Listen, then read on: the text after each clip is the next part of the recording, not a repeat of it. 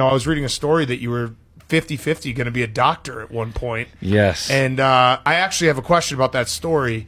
They alluded to it at the beginning. They're like, you had a moment of clarity where you were doing a prank on everyone and no one laughed.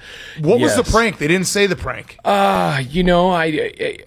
We were doing some things with an animal to try to test it, and when you get those those different arteries and veins, you kind of can squeeze them off, and if you turn one and let it go, it's like a super soaker, and you can still keep it alive while you're working through everything. And I thought it would be funny, spray everyone with blood. It was just a little. It was it's one of those things. You go through these labs, you got to learn so many things, and you got to write all these papers, and you're just locked into all the notes and all the different things you're doing, and it's exhausting. And so, of course, my natural being is I want to have a little fun and try to spice it up a little bit. And some people were upset at me for that. And, but in the end, it was, all for science and something we were trying to do, and knew that, my personality might not work in that world. I just love the story because it's like, how did you decide you wanted to be a football coach? Well, I sprayed blood on everyone and no one laughed.